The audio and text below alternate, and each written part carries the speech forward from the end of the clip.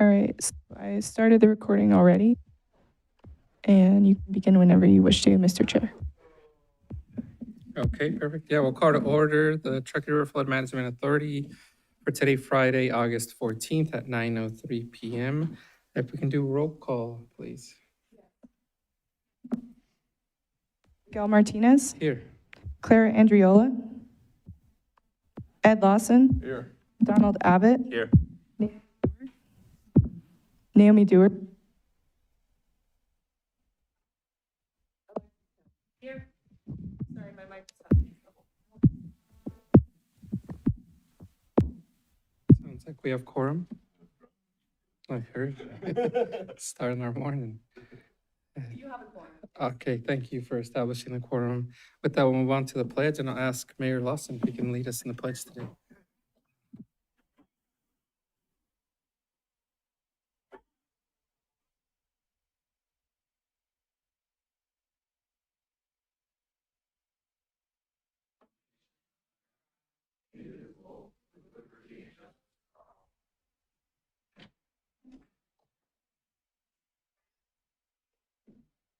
Great, thank you, Mayor Lawson. With that, we'll move on to our public comments. Do you have any public commenters for this section? Mr. Chair. Hey, Yes. Mr. Chair. Is that you? Yeah, I just wanted to make sure, it's me, Naomi. I just wanted to make sure you knew I was here. For some reason, it wasn't picking up earlier. Thanks. Perfect, we got you. Thank you so much for confirming. Thanks. You were saying there was? Okay, so we have no public comment for item 1B. We'll move on to approval of the agenda. Is there a motion from any of the members? Motion. Second. Move to approve. Okay, we got a motion and a second. All those in favor say aye. Aye. Any opposed? Motion passes unanimously. Thank you. With that, we'll send it over to Executive Director Robeson for announcements and clippings. Okay, well, since our last meeting, which was quite a while ago, we did have a dedication of the Riverside Drive berm project and improved well, I think they're not using it for bikes, but walking trail. And that thing looks beautiful, and it's doing what it's supposed to do. It's about a foot or two higher, depending on which spot of it you're looking at. And it's got a new trail on it, and it was a great, dedication there.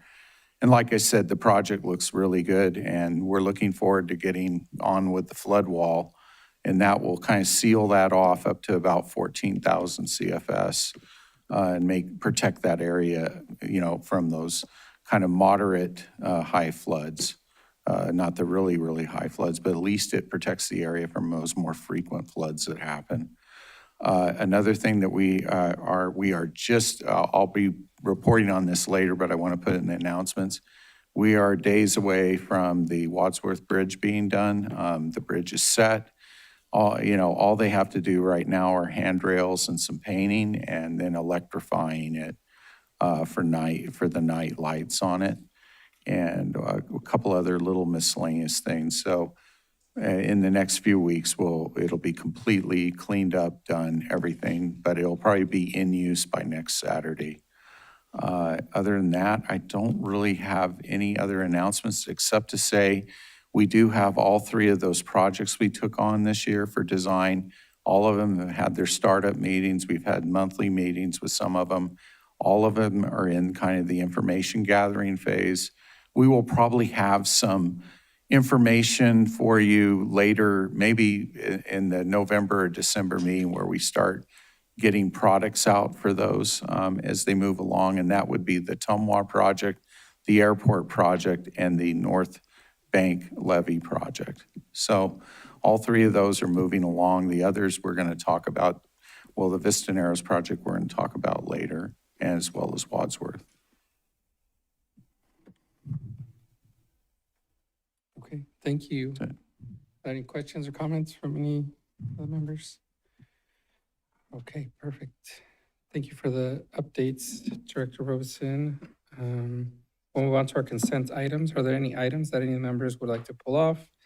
If not, I'll look for a motion for all of them. Move to approve. Second.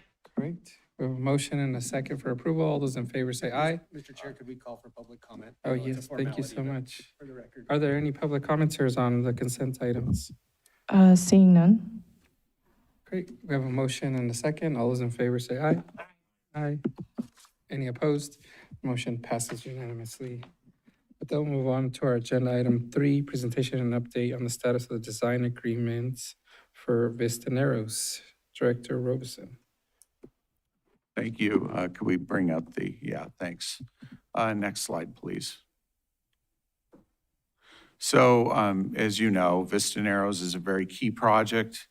We've been working on this now since 2018 on the design. However, right now, we are getting towards the point where we're almost done with the final design in the design portion of this. It is key, next slide. It is key because it creates these 3 terraces. The 3 terraces lowers the water level and also makes the river a more natural feature with its floodplain, creating floodplain vegetation, about 15 acres of wetlands as well, improving habitat for terrestrial organisms and adding shade to the river. Next slide, please. I'm not going to read this whole slide because everybody here is very familiar with the Vistaneros history. Just to say that this thing has been looked at and thought of as an idea since the 90s because of the nature of Vistaneros and how effective terracing would be without messing around with the base level of the river and causing problems. Next slide, please. So why, and the why is an important point, even though we've covered it a lot. The reason why Vistaneros is so important, this is a kind of a picture of the water level changes after everything would be done. So that'd be Rock McCarran and all the other projects. But what happens with Vistaneros, because of Vistaneros, there is actually slight water lowering in the UNR Farms area, in Donner Springs, in Hidden Valley. And because of that, it makes it so we don't have to mitigate all that. Plus, we don't create new problems by the project in these areas where there are literally hundreds of homes that would have to be dealt with if we didn't mitigate this upfront with Vistaneros. And so it also, in the reach itself, creates a more interactive reach for the river with the floodplain, which improves habitat, both terrestrial and aquatic. So next slide, please. Okay, so the existing conditions, we've seen that, well, I've actually shown this slide probably too many times, but it's a very indicative slide because you can see the cut banks, a lot of erosion coming off at Vistaneros. Also, that top there is all white top. That's an invasive species. The idea is to get that terrace down, that particular terrace, that's the large upstream terrace, terrace 6, get it down to a level where more natural aquatic-based vegetation that needs more water-loving vegetation like cottonwoods and willows would be able to grow, improving the habitat and also improving the sedimentation, that we would not get down as much downstream sedimentation as this bank retreats. Next slide, please. So we have these goals for the terraces. The one I want to just emphasize is we are balancing the keeping the water down in, say, the Donner Springs, Hidden Valley area with the extra flow that goes off from this project. Even without Vistaneros, roughly 1,800 CFS does go down extra during a large flood, like a 20,000 CFS flood. But with Vistaneros, there's extra water that goes down up to about 2,400 CFS. Actually, with all our changes and modelings, it's about 2,100 CFS now. So it's not even as much as it was. But the point is that Vistaneros does increase by about 600 to 700 CFS, the amount of water that will go downstream during the peak of a 20,000 CFS flood. But that has been balanced and iterated so that it's optimized to only do as much as we have to do in the valley here to make sure that we minimize water, the amount of water going downstream during a large flood. Next slide, please. Now, this is where it gets new and interesting. The data collection survey, we have several design tasks. They're listed here. And these are this was since last November. The data collection is mostly finished. There are some minor geotechnical things that they still need to get. There might be some minor surveying because of all these floods and some changes in the river. All the easement and right-of-ways has been worked on, but it's still continuing, and we still have some loose ends, primarily with BLM and with the railroad. And then we have specifications, 90% and 100%. And that is there's full specs with the 90%, and those will be out in mid-September. So the 90% design is going to be out in mid-September, and we will have very detailed specifications, and that actually plays into permitting as well. And then the drawings will also we'll have 90% drawings in mid-September. The bid support will occur once we do the 100% design. We're thinking of, based on if everything went right with permitting, it would be January, February that we would be doing all that, and we would get the bid out and all that. Geotechnical analysis is ongoing, but it's mostly done. There's just a little bit of work left. Most of the analysis has all been done. Value engineering will be done with the 90% coming up, and that is done already, but it's part of the 90% design. And they were able to shave off some money by rearranging roads and some other things, on the tune of maybe $400,000 to $500,000 in construction costs. Then we also had evaluating changes in the utilities. That's largely finished, and it will be covered in the 90%. Permitting support has been active. It's continuing, but it was very active this year because there are a lot of things came up in permitting. And then general support, that's ongoing. That's just their overhead support. So the idea here is the 90% is coming out in September, and the final design is kind of on schedule is on schedule for the end of the year. So the design is going pretty much on schedule right now, and it's looking pretty good. So that's where we're at with design. Next slide, please. Now the permitting. This is a summary. I hope Danielle doesn't throw something at me because I tried to summarize this and make it really simple. We need to close our comments from hydraulics, and that did happen earlier this year. We needed to rework some core comments, and that was finished in June. We had some historical SHPO work. Much of that was done in June. However, there is some ongoing work with SHPO and historical, especially with the tribal consultation process. And that is still ongoing, but we have been inputting and helping the Corps with all that to a large degree with our consultants.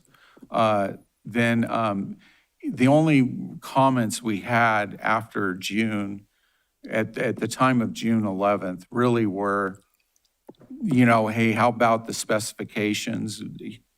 Where are we at with that? And so they wanted 90% or 100% specifications as part of the permitting. I've never seen that before, but we are working on that. There was still open questions with the consultation process for tribes, and they've been working on that as well. So from all of that, I honestly thought, wow, we're within 3 to 5 months of, being done here because, all our comments are closed out. We have a couple of outstanding things with the specifications, but they usually don't even do that. So we thought, great, we're in good shape here to be done probably in November or something like that. So that's where I thought I was in June. So now the next slide. So how the Corps responded. The Corps basically responded that, how to put this, they were basically quiet until August, I think it was August 4th. And the only reason they really said anything is because I asked Danielle, and she did a really good job of kind of razzing them a bit, like, hey, where's the information? Come on. And so we got something back. Basically, one of the first things we got back was, and it comes across in the email like, we'll finish someday.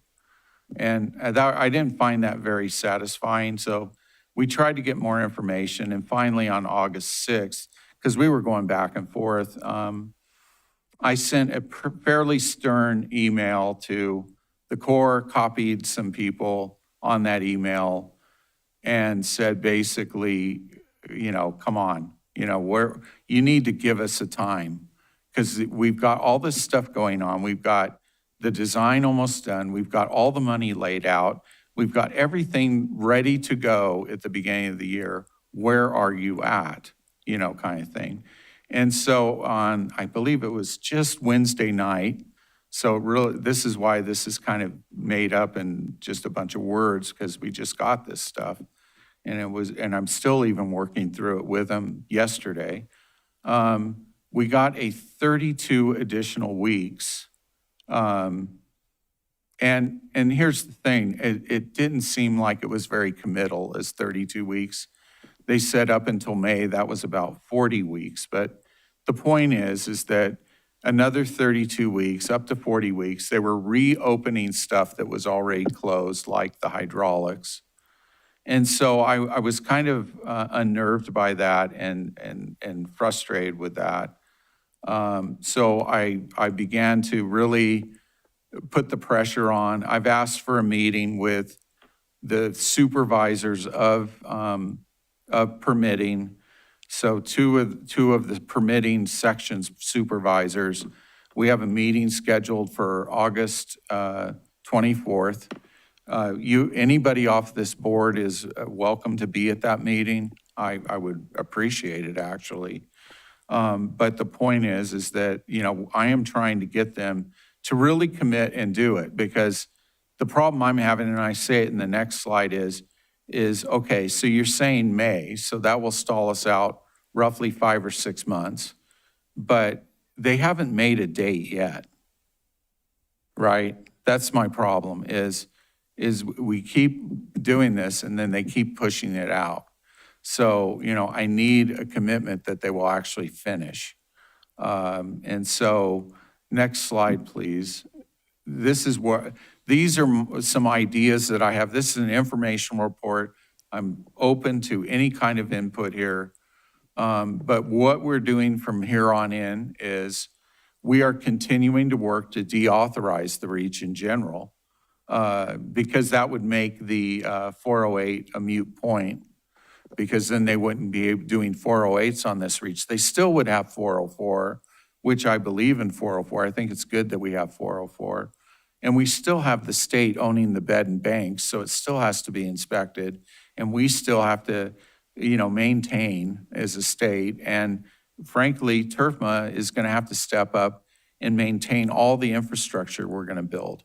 It's going to be our job. That's part of what the long-term vision of TRFMA is to maintain what we do, like Vista Narrows, like Rock McCarran, like even downstream stuff that we funneled money to in the past. Those things need to be maintained. And so we have been talking with the state about that, longer term, that's what we're probably going to end up doing, because, the Corps requires in this document here, this 1964 agreement based on that authorization, that the state does biannual inspections. So they give them to the Corps, and then the state comes to people like us that have river fringe, and they say, get the wood out, do this, do that. I know Reno has had, with the Conservancy's had similar things where the Conservancy's like, you need to dredge Wingfield, upstream of Wingfield. So they come to the people and we all, we do or don't do it based on, is this reasonable or not? But the idea is that we are doing a fine job ourselves, and we have the authority to do it because the state owns the beds and the banks. And TRFMA should have a responsibility to maintain its own flood project that it's building. So that's part of the reason why we're deauthorizing. The other problem is their authorization is based on a flow level, not a work. It's not based on a levee or a flood wall or something else like that, a lock or some sort of jetty or something like that. It's based on a flow level, and that's that's nebulous. And so, is that really a work? Is a flow level a work? And it's really it's debatable whether that's even legal. There is case law, Mike could go into that, but that says it's really not. So that's why we're asking to deauthorize that reach. And we have been working on that. I've informed you guys about that. So that's one step. The second step is we can continue to pressure the Corps. And now I'm going to just try to pressure at higher levels to make sure that they do their job. Maybe I should have been doing this earlier. I don't know. We had that restart in January and we thought that they were working on it, and they, for several months, made a lot of progress. I mean, in 6 months, they made more progress than they made in the previous 6 years, that kind of thing. But then it started to slow down again. So maybe we just keep hard pressure on until they finish. And so, the squeaky wheel gets greased type of thing. Then thirdly, we will continue to work on our parts. Anything that we have to do, even if it's stuff we've already given them multiple times, like I think we've given one model to them 3 times, for instance. We'll just keep doing that as fast as we can so that we don't slow down the process. So the 32-week timeline and their date of May, which is about 40 weeks, does slow us down 5 to 6 months because you would have to need the permit in hand before you go out bidding. Another serious problem is they have never kept their timelines or time commitments. So will we get another, setback? That's my problem. I mean, if they kept this, I would be kind of happy that finally it's done. But is there going to be another setback? Because the history of this is there will be. So with that, I think let's go to the next one. I think it's just questions. I just want your comments and your input. I've kind of examined this for myself, and I'm just going to be honest with you. Maybe I could have been more of a jerk about it earlier. But I think I've input many times hard to get them to get going, and it's just been a very difficult process, and this is where we're at right now. Could I just Yeah. update them quickly about our meeting this morning? Sure. Just to make the board aware, we met earlier this morning with Marcus Faust and with his staff in regard to this. As far as the deauthorization, I think we got some somewhat good news that that's moving forward. The problem that we have is the deauthorization is in the House version of the bill, of the WRDA bill. It is not in the Senate version. We were somewhat concerned that in reconciliation that might drop out. Mr. Faust indicated that he will work to make sure that stays in, and is reasonably confident that our Senate delegation will support that. So we're still hopeful that that's moving forward. That is not likely to be taken up before the midterms, but before the end of the year, more than likely. So we're waiting on that, and we're hopeful.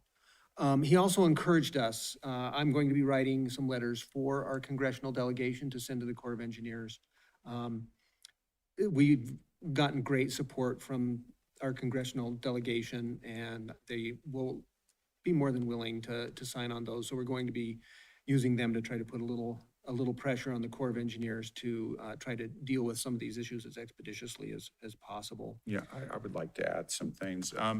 So in July, or was it August? I don't, everything's going so fast. It was in July. I went to a conference in Annapolis, Maryland, and after that, I went to Washington DC. And so I visited with the staff of Amadei, Titus, Rosen, and Cortez Masto. And I actually got to visit with Titus herself. And Titus, Congresswoman Titus, was the person that put this into the House version. She sits on the committee that does that for the House. And she's very supportive, and she looks at us as, you know, she looks at her position on that committee as representing the whole state of Nevada. So I'm extremely grateful to Congresswoman Titus and how strongly she's supporting us in this.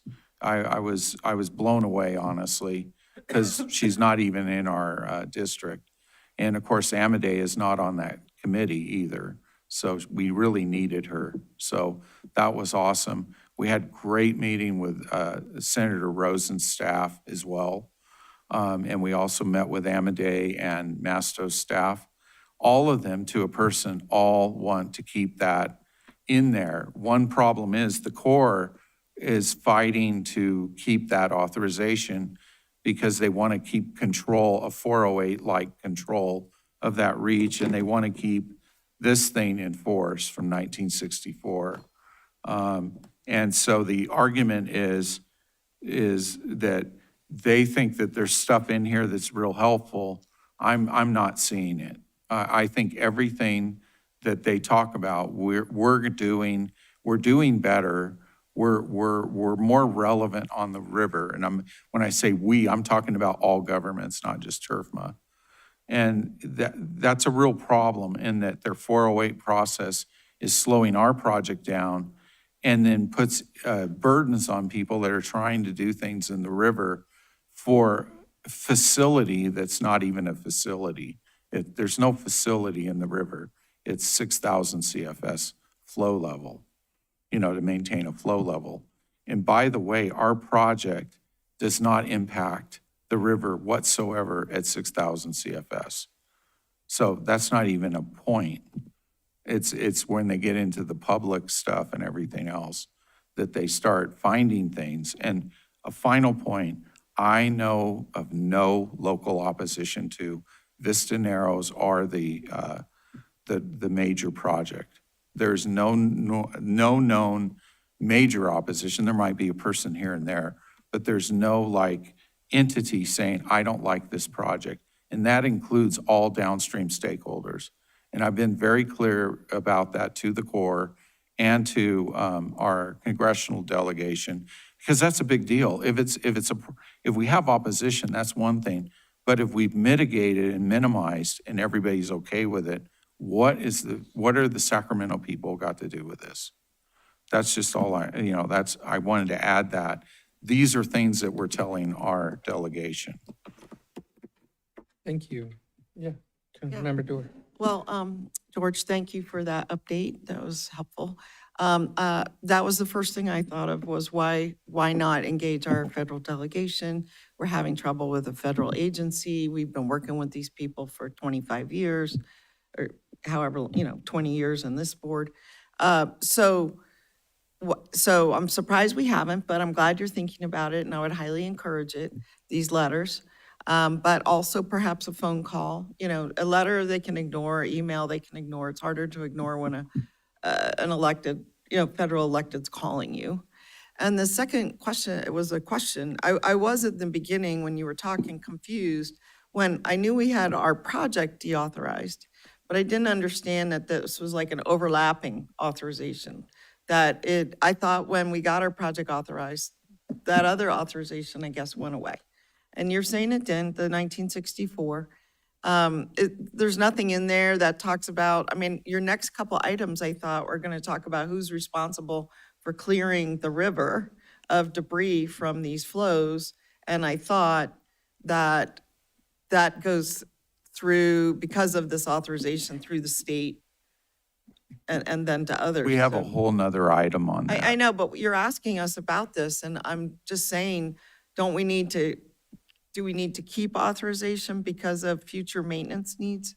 Otherwise, is it all going to fall to the flood project? Like, if we didn't have authorization, would we be doing cleanup on the river? I'm just asking, this is a question.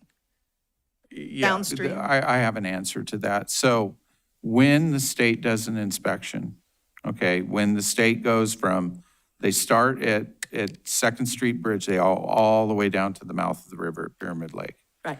They do this twice a year. And if they see a piece of wood or some sediment build up or anything like that, they will send the inspection and they will send a letter to the people that are adjacent, which, you know, for that 1.2 miles down there on our property, that's us. So we've gotten these letters and they say, you remove that wood or we will do it ourselves and back charge you. Right, but I'm asking. So the Corps doesn't pay anything for that. It's all us.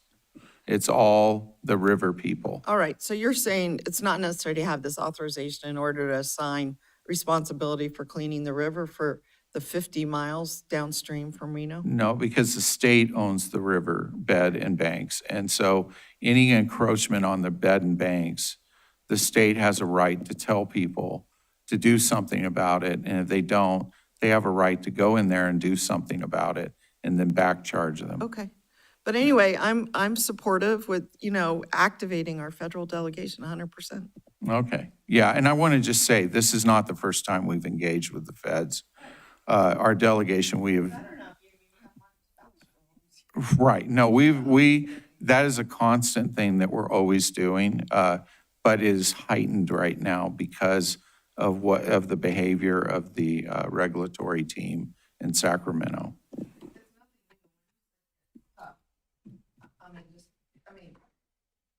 Commissioner Larkin was famous for getting tough with the Corps, and nothing worked. I mean, it didn't matter what was tried, being nice, being tough, having the colonel come out here, it seemed to not move the needle whatsoever. So I would highly encourage us to disengage. Thanks. Yes, Director.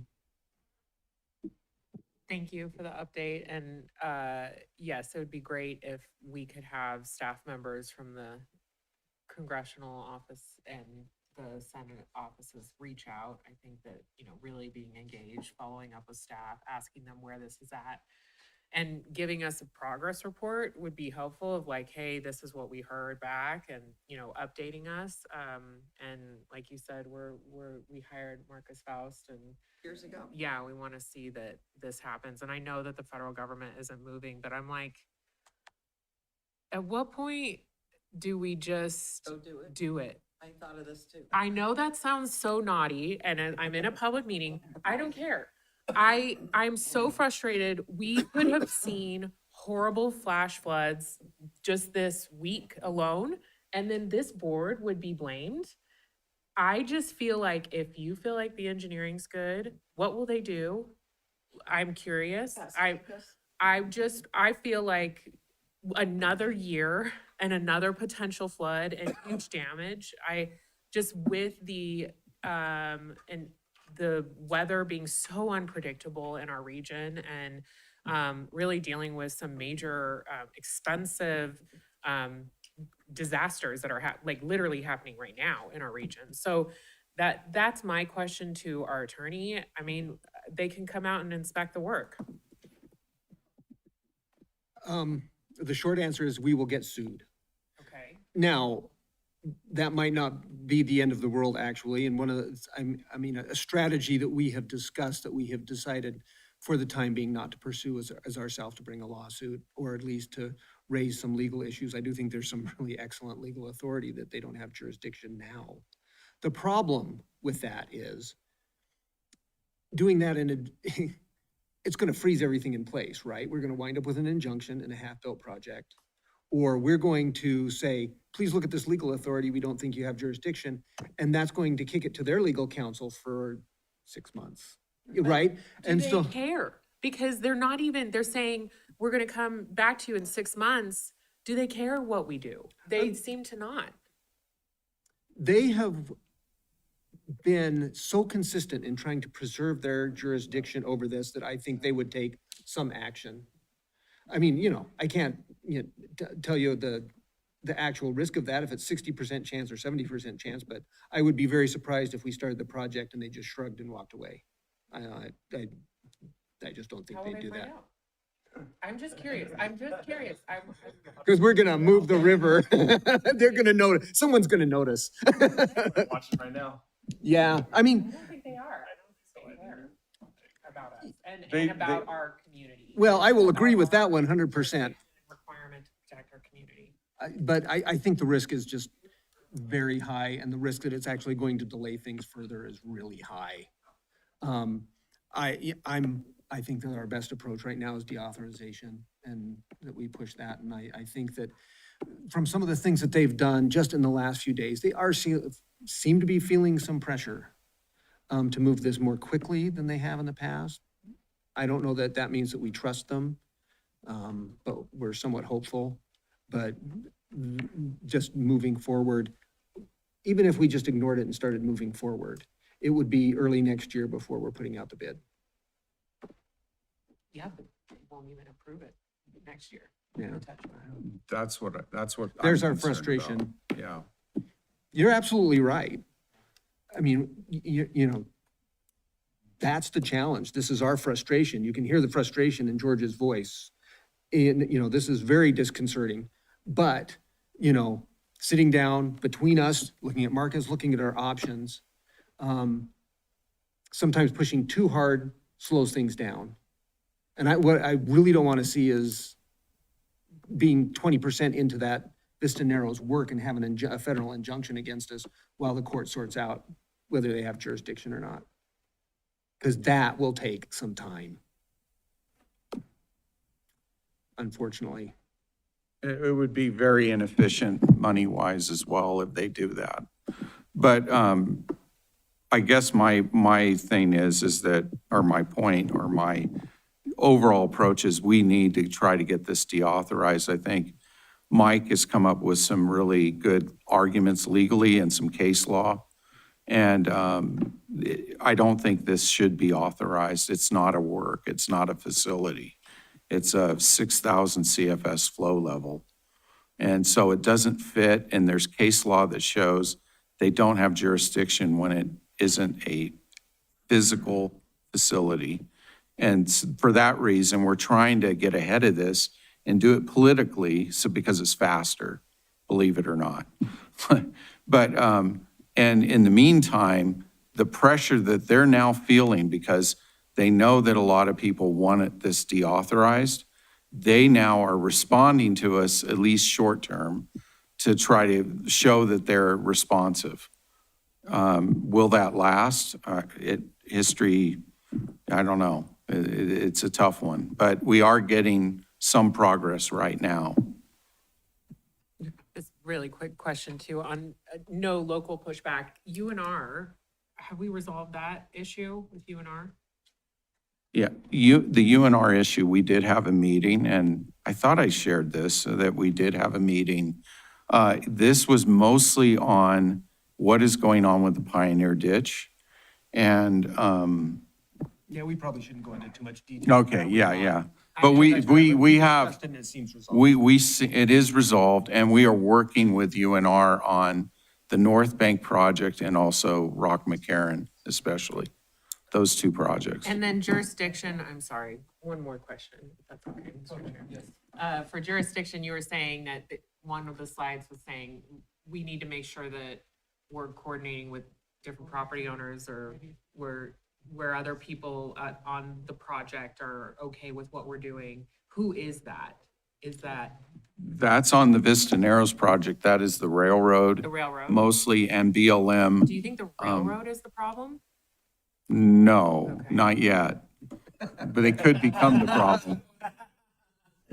No, they're not a problem yet. They have slowed us down on some of our field gathering stuff a little bit, but they're not critical path or anything like that.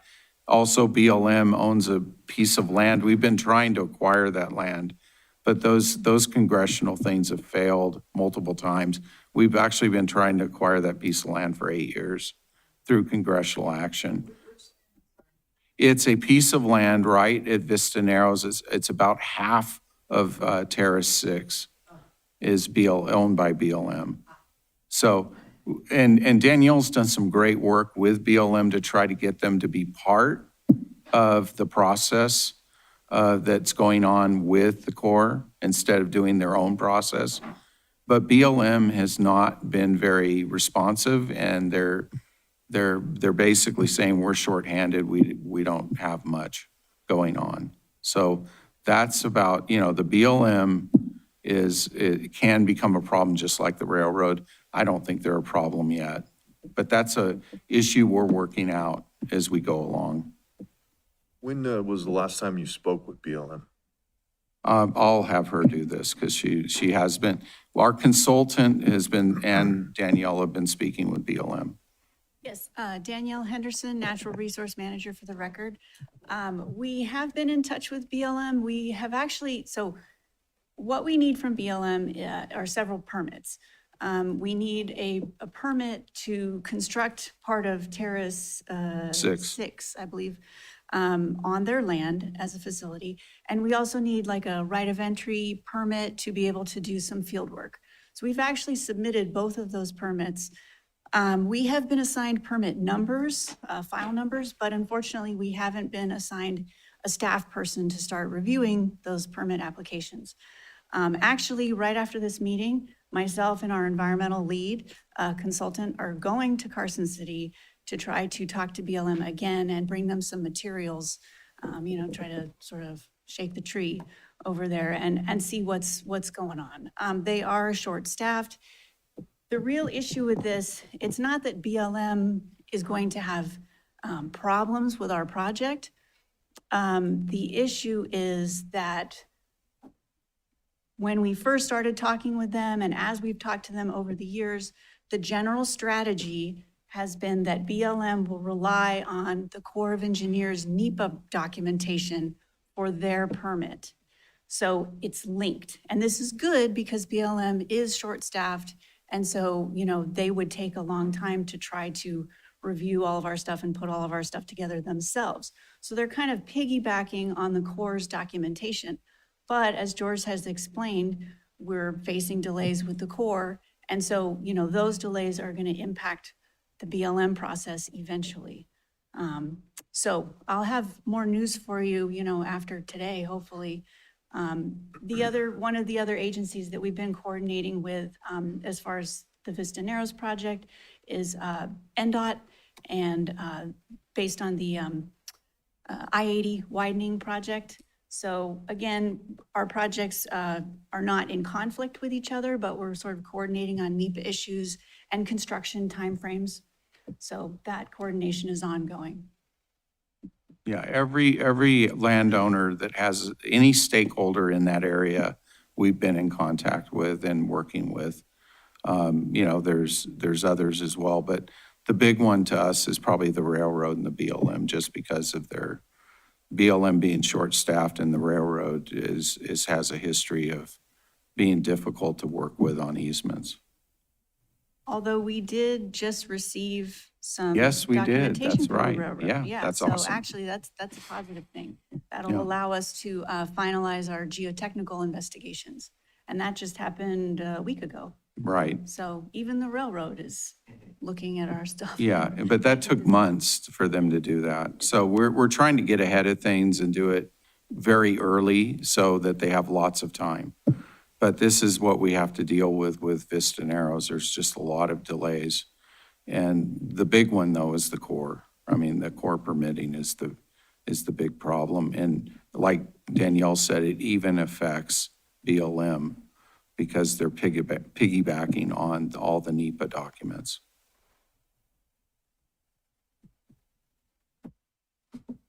Anyone else have any other questions or comments?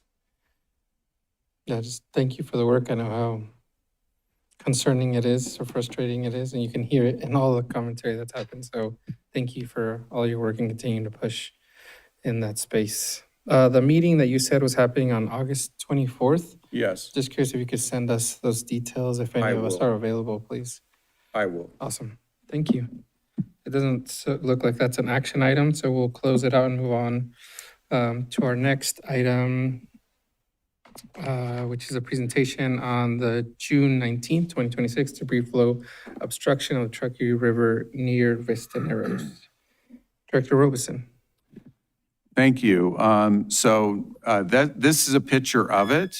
That is the whole Truckee River. Right there in the shadows there is the edge of the Truckee River. You can see vegetation over there, but that's the bank. It's actually almost all, it's 2/3 to 3/4 of the width of the river is dry. And even the areas that's wet, you can see it in white. That represents rocks that have raised the river level approximately 3 to 4 feet in that location. So next slide. So the outline of what I want to talk about here is when and where did the debris flow occur? Where did it deposit and the extent of the deposit? What are the effects of the wedge, this deposit? Will the wedge clear by itself? That's a determination I made and I talked to some people about, and I am like a PhD in taking a bunch of geomorphology, so I'm well equipped to do that myself. The next steps, we're working through the state. We've been doing that from the very beginning in their emergency procedures, and also it's on state land, so we've been working with them. We've tried to figure out the cost of removal and the process to have a real process in place so that we can get this done before the fall heavy weather starts coming in. There is a possible 50% cost match from the state, and we've fully investigated that and all the steps that we have to take. And that's where we're at with this. That's the outline of this talk. Next slide, please.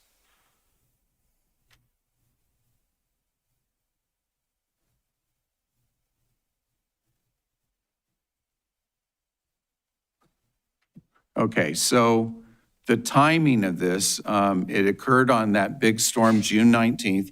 It was the same cell that impacted Hidden Valley. It went over the ridge, actually activated Long Valley Creek and did some pretty good effects on Long Valley through the Rainbow Bend Lockwood area as well. But it also did a lot of damage on Tum Wharf itself, and then along the road along there, covered the railroad tracks in places up to 5 to 10 feet. And the wedge is made up of large boulders with gravel and sands and fines mixed in. It's a debris flow, so it's not well sorted. So there's lots of materials of lots of different sizes, and especially large materials. So when you have a debris flow, it's kind of plastic. And so it's able to carry material that's bigger than a water flow can do because it has the buoyancy of the high density to carry that stuff. And the gradient is super steep in this canyon, as you're going to see in a minute, and that allowed it to move down quickly. The boulders out there are up to 4 feet in diameter in places. Many of them, actually kind of the core of it is about 1 to 3 feet boulders. So that's what's in this wedge at the river. That's actually a picture of the wedge, like standing down on the edge of the wedge, looking towards the river near the top of it. Next slide, please. So where is it located? You can see Tum Wharf on the far left side of this picture. And you go around, you see the first railroad bridge at Vista Narrows. Then you go 0.3 miles downstream, and that is where the debris flow came from. You can see that shadowing on the lower end of the slide, the south end. That is the canyon it came from. And that canyon actually extends up off this photo, but that is the area where it came from. And that is where the debris jam wedge, whatever you want to call it, is located. that actually, and I'll talk about the effects in a minute, but it creates basically kind of a quasi dam that is about 4 feet tall. You know, it's a rapid and it's everything, but it raises the water level about 4 feet locally. Next slide, please.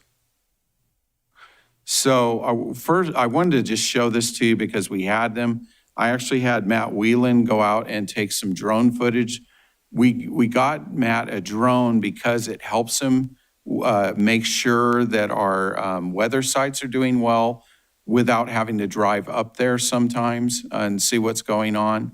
We also have improved just as a side issue, we've improved our sites by making them cell phone so he can ping it and kind of get in there and do diagnostics instead of having to go out there to do stuff. So we can make adjustments during the winter, like when it's almost virtually impossible to get out there. So that's part of the reason we got the drone originally, but we're finding a lot of other uses for it, like documenting our projects and documenting things like this. So go ahead and show this one. I think this is the pan of it, so you can kind of see what it looks like.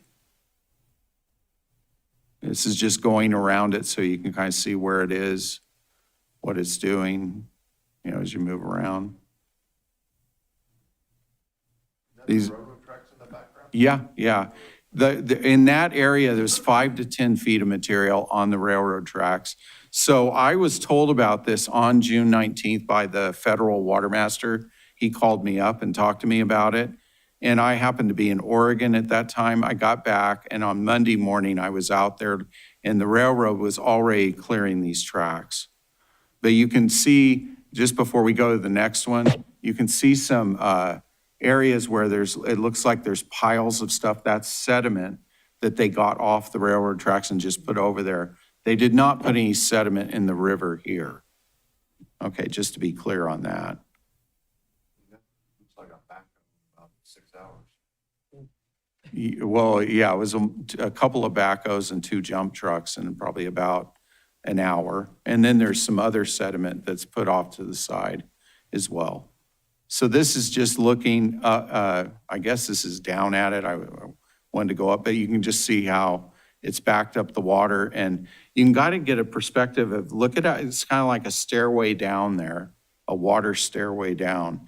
And that's what a rapid is like, and that's what's backing up all the water.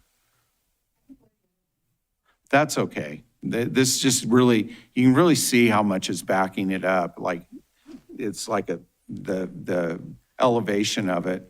And the river above and below is, you see how flat and deep and uniform it is. This is all new. This is the whole thing should look like that, but it doesn't.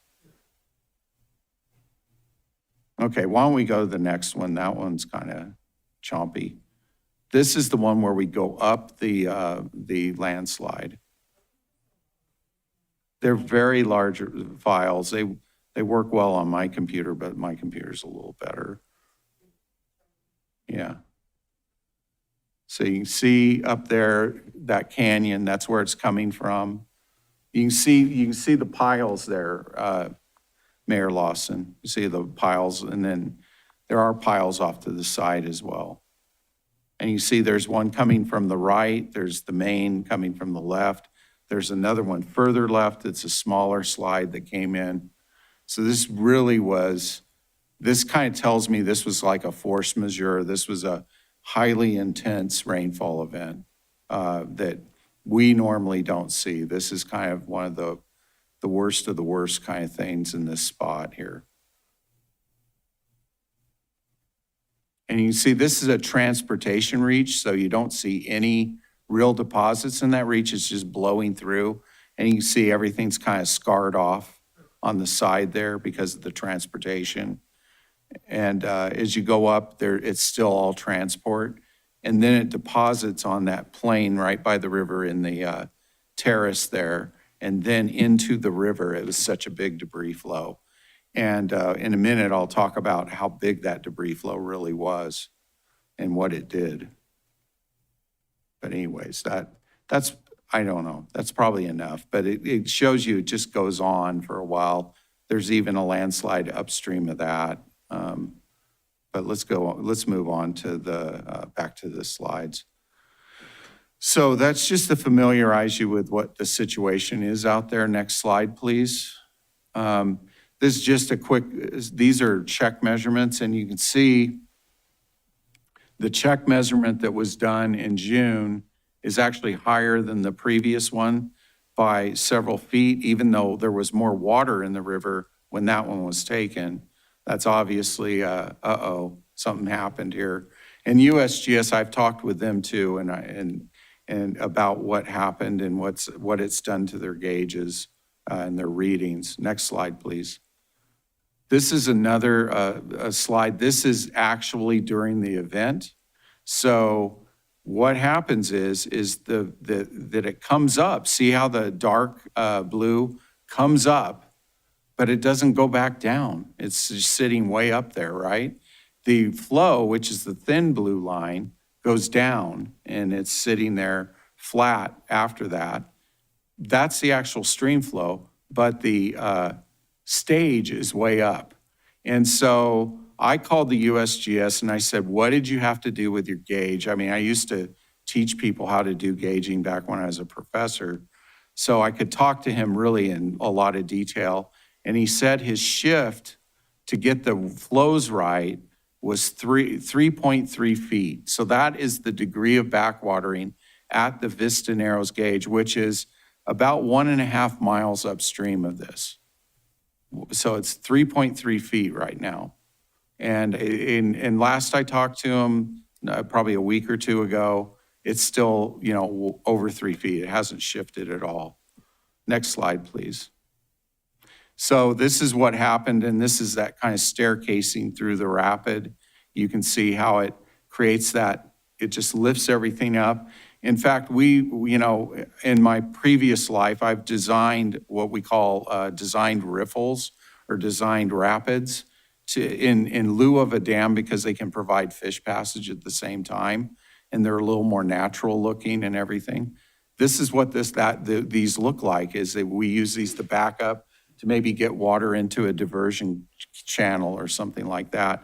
But this is doing probably about 4 feet of work here at the location. Next slide, please. So this is the gauge immediately downstream of all this, not immediately, but it's downstream. It's at Tracy. And this shows me a lot. So you look at the thick line and you can see previous to the event, it's lower than the discharge line that's thinner, right? So then both of those go spiking up, and then all of a sudden it spikes down to a level lower than it was before on the stage, and the flow for that matter. What that tells me is that thing covered the whole stream and created a dam. So the debris flow actually created a dam in the middle of the river there, backed up the water, and then parts of it started to erode out, and so then it dropped all down again, the stage did, and then there was this hump up from the water releasing from the reservoir. And then it goes back down again, and this one too has a shift. Well, no, it doesn't really have much of a shift because nothing really happened here. There is some other issues with algae and stuff, but that's not related to this. So what that tells me is at one point in time, this thing was totally across the river. But on that far left side, it eroded enough to where water could come out and start working it down a bit. And it really hasn't gotten it all the way down, which tells me that rock is stable and it's going to sit there. Because like when you have a breach of a dam, it'll go all the way down to the bottom if there's not large material or something to stop it. We call those dam breach floods. They're very destructive and dangerous. And this thing, is a small dam, so it wouldn't have been destructive and dangerous, but you can see how, it did do that. And now we have this stabilized condition that's been sitting there now for weeks, and it's not really going away. And in looking at the size of the material and the gradient and the stream power, I'm not sure that a flood will blow that out. It's a pretty stabilized feature at this point. Next slide, please. So what is the consequences if this wedge stays in place? That's the consequences. The picture is worth 1,000 words. It adds to the flood. It could add up to 2 feet to a conventional flood. So, you know, if the flood is 18 feet at Vista, it'll be 20 feet. And that's really catastrophic for both Sparks and for that area right there, which is going up Steamboat Creek. So that's kind of the consequences if the wedge stays in place. And that is why I've been working so hard with everybody to try to get this resolved. Next slide, please. Okay, so we already talked about will the deposit clear? I don't think it will because of the size of the rocks and how they are configured. It's a very stable feature at this point. You know, we will have this whole slide deck available on our website, but the point is, I don't want to read everything here, but the size of rock probably will not move at 20,000 CFS in this reach because it is so flat. And we just don't have enough velocity here to move those. Next slide, please. So now we get to emergency work. Another great picture, you know, where this was a drone picture. It really gives a good perspective on it. But what we've looked at and talked with the state, because this was a force majeure, because this is backing up water and can cause a problem, there's a streamlined permitting process. They've already given me the permit to fill out, and I was waiting for this meeting to really fill it out. And it's streamlined, and they will not charge for the permit. This is unusual because the real consequences of this jam will not be evident unless we have a big flood. So if we have a big flood, say in January, this will become very problematic. But right now, it's not a pressing emergency. So we are working with the State Water Resources, and we have talked about there's a program where if you clean out the stream like that, go in there, they can reimburse you up to half. So that's where we're at with that, with working with the state on this. Then we have also done some work on how much it'll cost. Next slide, please. So we went in there, I went in there, tried to get an estimate of the volume of this thing over the river. I estimated about 270 cubic yards of material. My unit cost estimate, being the engineer I am, I put it at $300,000, but the contractor came out, and while we were there, the railroad train came through 4 times. And he's like, wow, you know, the railroad is going to slow us down. And so his time and material estimate was $447,000. This amount, of course, will require your approval. This is a decision item. We do have to put it out for bid, a 7-day bid minimum. And the state of Nevada, once again, has a clearance program and can reimburse up to half the cost. It's either up to $250,000 or up to $500,000. They were not sure at this time how much money they have in the fund, whether it's $250 or $500, but it's at least $250. Next slide, please. And that's it. So I'm sure there'll be some questions on this one. Director Dewar? Thanks for the update, George. Would you say again, I'm sure I just missed this little piece about whether the, like who's responsible for, why are we doing it? Like, we don't own any of these banks or beds. Good. And it's not on- Excellent question. And it's not on any of our projects. Yeah, and I did have this in my notes, and I just kind of skipped over that, but I'm Okay. glad you brought this up. So in this document here, which is What- the 1964 agreement, Okay, based on the authorization, Washoe County had said, we will take care of the maintenance of the river in Washoe and Story County. So I believe who they would back charge, the state said, we would, if we had to come in and do it, we would do it and then back charge the counties that are adjacent to the river, which on one side's Story and the other side's Washoe. However, with this thing, even Mike and I disagree. I think that Story would have a strong case to say, hey, you under this are supposed to, So I don't want to get in that kind of fight right now. We got to get this done before winter. And so what I want to ask you to do is to allow us to front the money to get this done and try to get reimbursed, which it sounds like that's a very certain thing. It's not 100%, but it's very, like they have that program and we can get half of it back.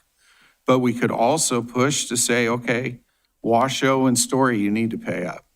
I'm reluctant to do that because it is in our Vista Narrows reach. And we are going to get half back anyways from this program. And it's a flood-related activity, and we do things for counties and cities all the time. If I could just add to that just a little bit. This is also an issue of the design and development of the Vista Narrows project. It's an interference for us. We are going to have to do something about that. So it does affect a project that's on our 377B plan and likely needs to be dealt with in some way as quickly as possible. Well, here's my question, and with all due respect to Washoe County, I just feel like this is going to be one of the first times I probably make this kind of statement, but it's really just about preserving our funds in the flood. And I've been constantly informed that, we can't do stuff in Reno because it's not on the river, and on and on and on, I mean, everybody, if you see what I'm saying, that it's part of the project. That's what I asked you. Is it in the footprint of Vista Narrows project? And Yes. Oh, it is? I thought it Yes. was downstream or upstream. No, it's I mean, I guess downstream. it's upstream of the lowest terrace. Upstream. And upstream of the lowest terrace, downstream of the highest terrace. It's right in the middle of the Oh. project. Okay. All right. Well, I just want for precedent. I mean, how far down would we go, would we go a quarter mile down from our project and say it's still part of our project? I understand our commitment to the river, and I'm all about that. So I don't mind, but I just wanted to understand any kind of future implications. Yeah, and a lot of times when we're dealing with things away from the river, the question is under 377B, is this a flood-related project? So like with River Rangers, for instance, we made sure that there was a benefit to Right. our land that was related to Sure. flood management. We had to do that. Here, we're right in the middle of the river and the water backs up into Hidden Valley and Sparks. So it's definitely a flood-related project. Well, of course. I guess what I'm just trying to get at is, I get it here. We haven't built it and we haven't begun. I mean, all I'm trying to understand is for future event, how will we draw the line? I guess we'll cross that bridge when we get there. Yeah, and I think a lot of it's, I will say this, if this was immediately downstream and backing water through Vista Narrows, Yeah. I would be making a case for it. Similar case. Yeah. However, if, let's say we're 2 miles downstream and there's a couple of rapids before that, no, I wouldn't make that case. Yeah, because it's not affecting Vista Narrows, right? And it's also not affecting Sparks and Hidden Valley either. So then you said you had a difference of opinion maybe with our attorney. It's about Story County. About Story County's Oh, responsibility. could And you that's a conversation that we're really not agendized for, but something that would be discussed with the state. The alternative to this is we can say, state of Nevada, this is your problem. We just have no idea how long that is going to Well, take I them to totally deal with, agree. I right? have no mean, problem with and- us fronting the money, dealing with the issue. Just like we discussed earlier, Commissioner Hill brought up, could we just go forward with our project and deal with the core on the back end. Like, they'll be happy when we did our Good project, question. and they should be thanking us, not spanking us, Yeah. you know? Yeah. Right? Hey, George, I got two questions, actually. Just make sure I understand, on the Vista gauge, it was showing 3.4 feet. 3.3. Okay, so that's what our new level is currently, higher than what it should be right now. Right, Okay. and I said 2 feet because the amount that it would backwater is flow related. So when you get higher flows, it would back up less relative to what it would do otherwise. And my estimate is 2 feet. In order to know that for certain, the exact amount, we would have to go out and survey that thing and then run it through our 2D model. And we just need to get this done because it definitely, if it's 1.5, if it's 2.2, I don't know. We don't want anything like that. And then my other question is, what are we gonna do with the fill? Are we able to save it? Are we Great able to use it question. for another project? Okay, so it is in the Vista Narrows, our reach. What the state has said is you can put the material where it came from. So that means anywhere in that watershed where the material came from, you can create a debris pile. So with our work that Matt did with our drone, we can see areas that are more relatively stable. And that's where we would put the material, in those stable areas that are less likely to relaunch right back to the railroad tracks and right back into the river again. Okay, So that would be the strategy we would have on that. thank you. So we're gonna terrace through there anyways. Why couldn't we use that material for beginning terrace? That material will be piled up on the side and could be available later. But as most of us know, I believe Vista Narrows generates 450,000 cubic yards of excess material that we have to waste anyways. So we're not looking for material, we're looking to get rid of material. And we've been talking to people about, could we use that for airport berm? You know, could we use it for GSR? And GSR is saying, no, we got dirt, can you use our dirt?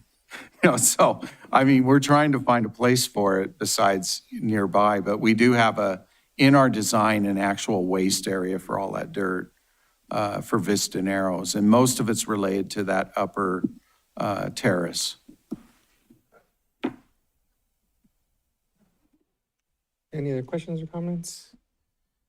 If not, do you mind putting that motion back up for us?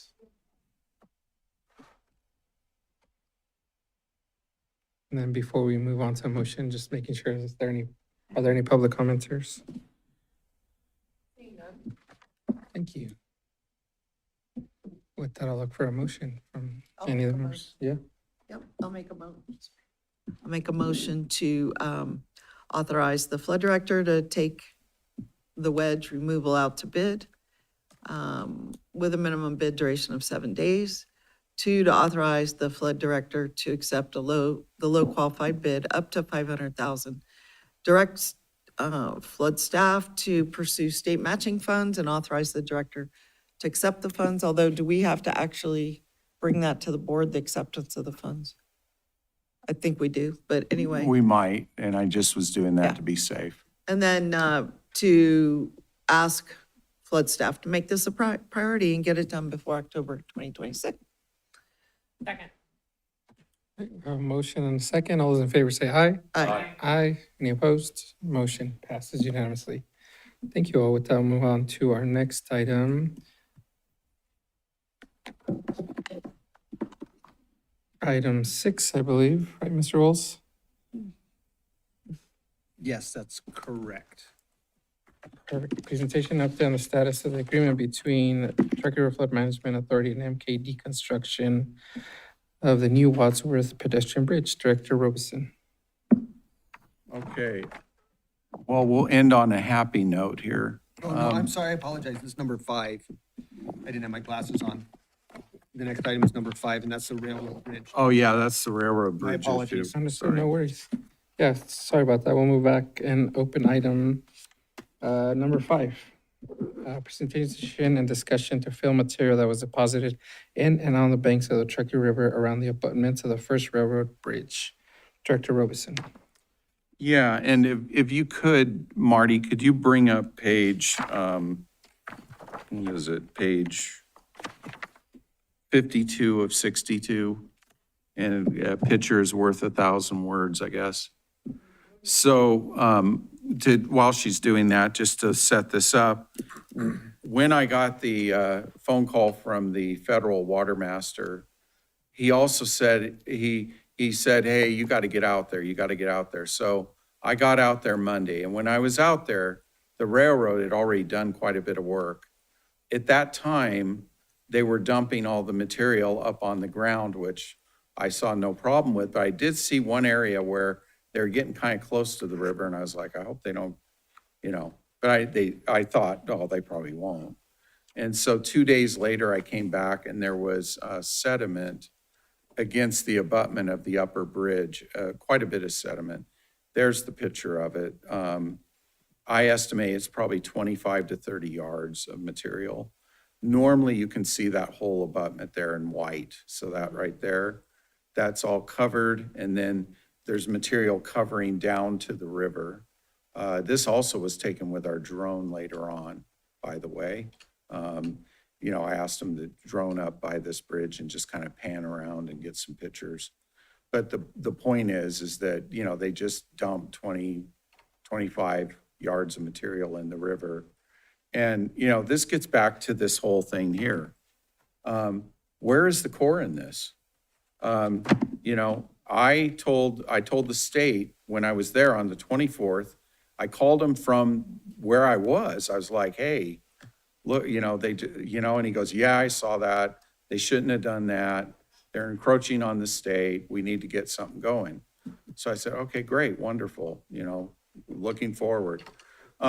So then about 6 weeks later, I call up again and I'm like, hey, we were talking about the other issue. And I said, hey, what about the bridge? What's going on with the bridge? Well, there really hasn't been a formal complaint. Nobody said anything to us. We do know it's there. And I'm like, so do you need like a letter from somebody to like say, don't do that? Because this thing, I don't know what this would really do. I know that the other one's 3.3 feet. Right. This one could be adding to this 6 inches, a foot. We don't want that either. And we also don't want people just willy-nilly dumping material in a constrained spot in the river in Vista Narrows. That's a really bad place to be adding material willy-nilly, just, oh, it's an emergency, I'll dump some sediment in the river. So the state says, yeah, we got to do something. And then they said, well, it'd be helpful if we had a letter or something. I said, great, we'll get you a letter. And that is the whole point of this agenda item is I just want to have a letter from Chair Martinez to and I have it to the person I've been talking to. He suggested that I write that straight up to the state engineer, which is in charge of water resources, and then copy him. But other than that, the letter that I have here is basically saying, we saw this, this shouldn't be, you shouldn't have this. Can you please get this material back out of here? Or ask, it's to the state. Why don't you throw that letter up, is up there? Yeah, it's just the There it is. previous page. So this letter is basically the letter, and I'm asking for approval for this letter. So I can read it from here if you want me to. You don't need to read it. We have it Okay. in the packet. Yeah. So I guess that's where we're at with this. This is simple dumping and asking the state to take some action on it. And that's where we're at, Second. Before we move on. I missed the motion there, I'm sorry. No, yeah, before we accept the motion, I just wanted to make one quick Public comment. adjustment and look for public comment. The first adjustment is On the second paragraph, it says October 14th for our meeting date. Oh, You just went okay. past it. It should say August 14th. Yeah, Yeah, so if we could just edit that from October to August, that would be the only change that I see in the letter. okay, yeah, it's supposed to be August That I'd like to 14th. submit. I don't know what happened there. Yep, just making sure we have our Ts crossed. Yeah, our and I Is have to dotted. make it to the state engineer anyway, so we'll get it to you with those revisions to the state engineer with Mr. Payette copied, as well as the person from State Land copied, Great. so that they're aware that there's been I mean, they are, because I talked to them personally, but that there's written documentation that there's a problem here. Exactly. So with that, I'll ask are there any public commenters for this item? Thank you. Now we'll do a motion. We'll move to approve the letter with the correction noted. I have a motion and a second. All those in favor say aye. Aye. Any opposed? Motion passes unanimously. Now we can move on to item 6. No, now we're into happy thought. Okay, the rest of this was not so happy to me. So the bridge has been going great. I'm sorry, Mayor Lawson, you weren't out there to see it flying around. I wasn't either. I was in Washington talking to congressmen and women. So, but anyways, it came together really well. They pretty much stayed on schedule.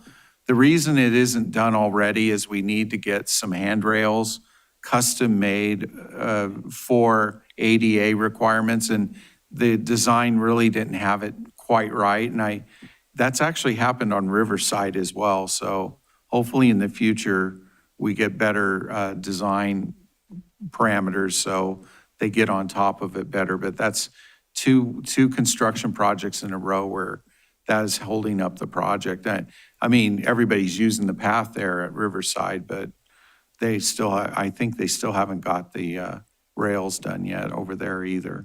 Those are on the ADA ramps. ADA ramp rails. So we have, this bridge is ADA compliant, so there is an ADA ramp on both sides, and they have to have a certain type of railing. And that's the one thing that's left to do. But next slide, please. So this is all the progress that's been made.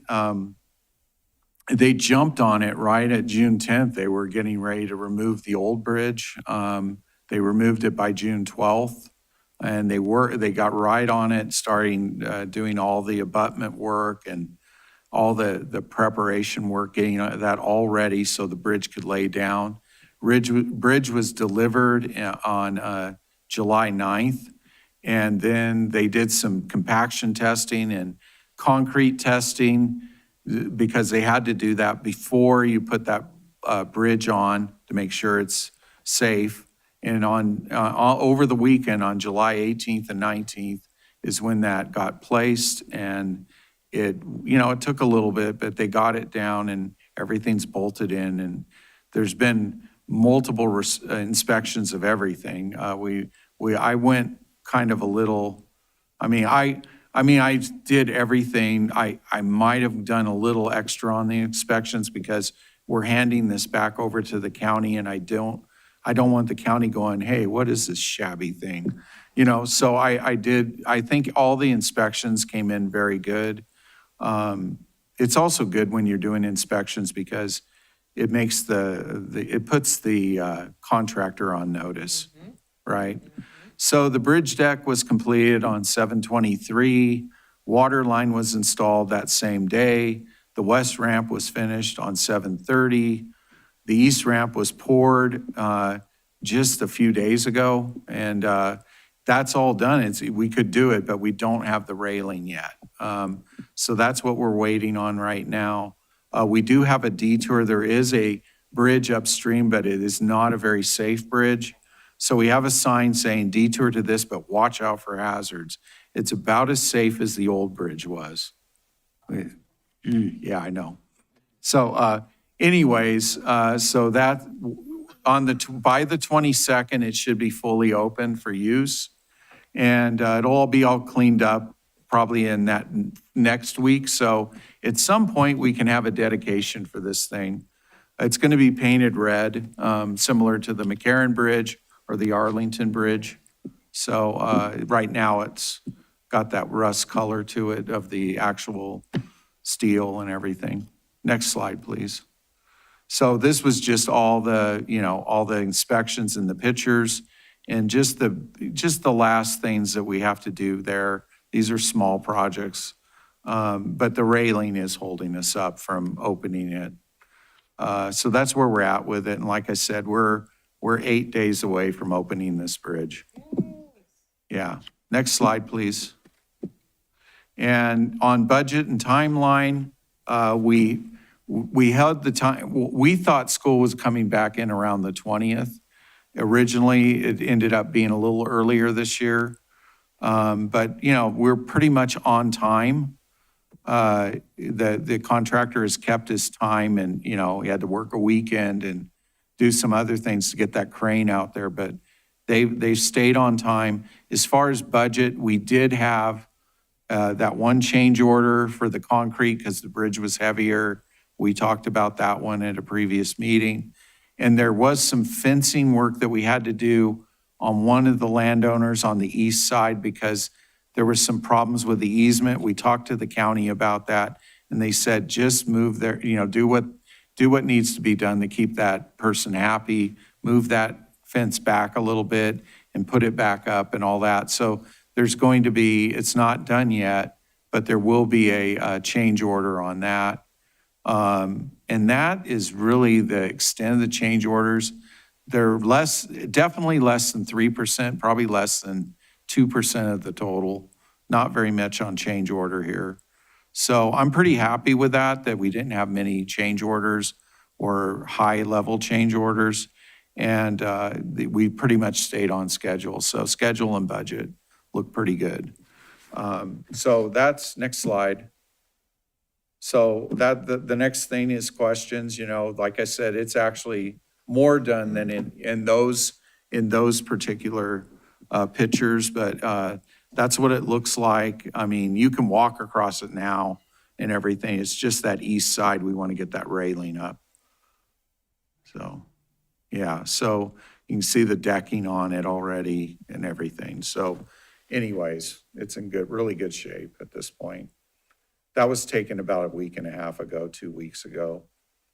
So anyways, that's where we're at. Yes. Thank you, Mr. Chairman. Did we, for this, do design bid build? Is that what we ended up doing? for this? Yeah, we designed it, then we took it out to bid. Who designed it? Was it a consultant as well? JUB designed it, Okay, and then a company called MKD built it. okay. And they were So low bid. did you give JUB the feedback on the rails? They messed it up, They obviously. happen to also be the contractor I know, on so the Reno Bridge. Yeah, they're very aware of this. Yeah. just want to make sure. Thank you. Any other questions or comments? Question. Doesn't look like we have anything else. We'll leave it at that. It's not for action, so we don't think we need to ask for public comment, but we'll move on to our last section of public comment. Is there anything from? No? Perfect. I'll move on to item A, any board member comments, requests, or future agenda items? Not seeing any, then we will adjourn our meeting today at 10:32. Thank you all. I will be